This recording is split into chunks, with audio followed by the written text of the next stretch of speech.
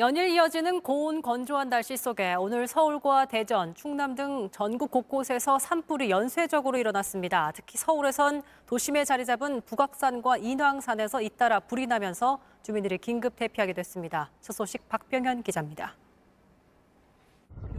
서울 인왕산에서 불이 났다는 신고가 소방에 접수된 건 오전 11시 50분쯤입니다. 원인을 알 수 없는 불이 능선을 따라 북쪽으로 번지면서 가까운 북악산까지 옮겨 붙었습니다. 소방당국은 대응 2단계를 발령하고 소방 헬기와 200명이 넘는 인력을 동원해 진화에 나섰습니다. 오후 한때 불이 홍제동 개미마을 부근으로 번지면서 주민 대피령까지 내려졌습니다. 어머니 어디 올라갔다가 우리 지금 다시 올라가서 한 명만 갖고 갈까? 서울시와 소방당국은 긴급 재난 문자를 통해 주민과 등산객은 신속하게 대피해달라고 당부하기도 했습니다. 서울 서대문구 일대는 타는 냄새와 매캐한 연기로 가득했습니다. 소방뿐만 아니라 군과 경찰도 출동했습니다. 삽등 방제 장비를 든 군인과 개인 소방 장비를 갖춘 경찰도 잔불 정리에 나섰습니다. 거주한 지 40년 동안 이런 큰 불은 처음 봤다는 게 주민들의 설명입니다. 저 산 능선 불빛이 막 보이는 거야.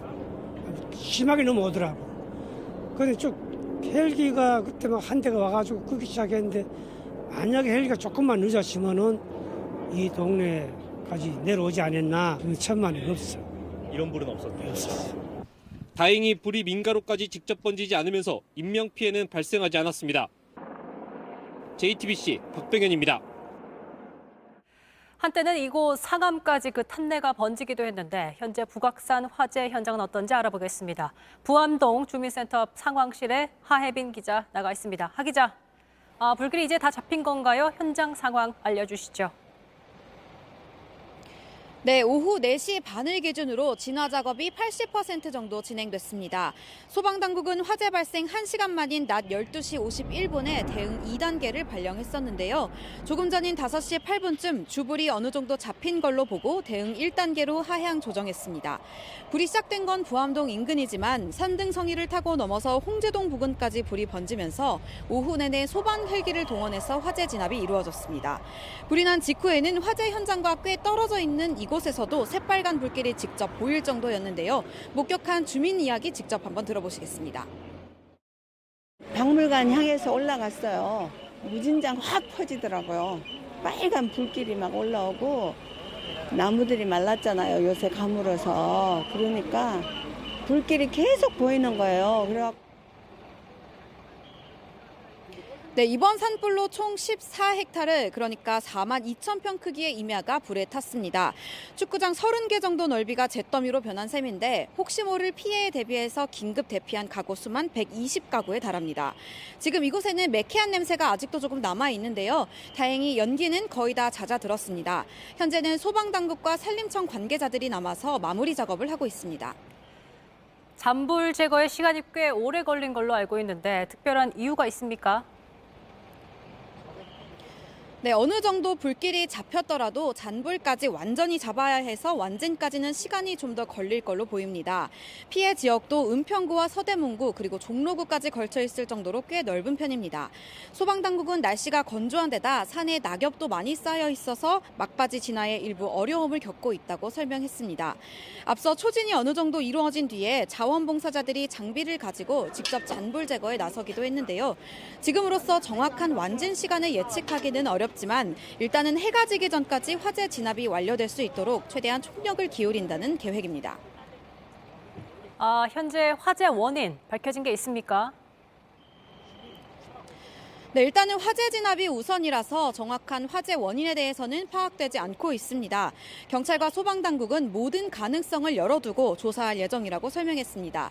인근 CCTV와 목격자 진술 등을 토대로 실화나 방화 가능성이 있는지 주로 살펴볼 걸로 보입니다. 서울 한 복판에서 불이 나서 당국의 대응도 긴박했다고요. 네, 오늘 낮 이곳에 오세훈 서울시장이 직접 나와서 현장 점검을 했습니다. 윤석열 대통령도 대변인 브리핑을 통해서 산림청과 소방청을 중심으로 가용장원을 총동원해 산불 진화와 예방에 총력을 다하라고 지시했습니다. 한덕수 국무총리도 조금 전에 브리핑을 여는 등 정부 당국도 아주 긴박하게 움직였습니다. 지금까지 화재 현장 근처 서울 부암동 주민센터 앞에서 JTBC 하혜빈입니다.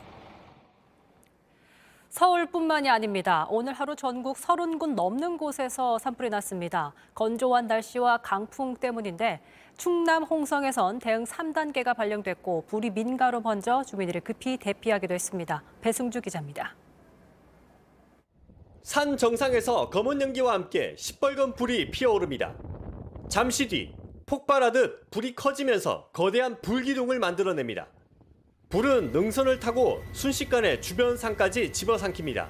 직선거리로 봤을 때는 200m, 300m 정도 되는데요. 정상에서 이게 화기가 느껴질 정도로. 오늘 오전 11시쯤 충남 홍성군 서부면의 한 야산에서 불이 났습니다. 희뿌연 연기는 도심 하늘까지 집어삼켰습니다. 민가 10여 채가 불에 탔고 주민 100여 명이 긴급 대피했습니다. 산림당국은 산불 3단계를 발령했습니다. 헬기 17대와 산불 진화 대원 1000명가량을 투입했습니다. 하지만 건조한 날씨와 초속 11m가 넘는 강한 바람에 진화의 애를 먹고 있습니다. 바람도 많이 불어서 연기가 공중에서 한쪽으로 다 치우쳐 있고 헬기도 물 뿌리는 것 같은데 잘 못 끄고 있는 것 같긴 하더라고요.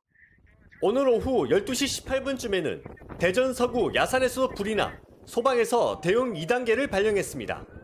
이 불로 요양병원 환자 등 40명가량이 급히 대피했습니다. 오늘 하루 전국에서 난 크고 작은 산불은 적어도 38건에 이릅니다. 아직까지 인명피해는 확인되지 않았지만 이 가운데 10여 건은 주부를 잡지 못했습니다.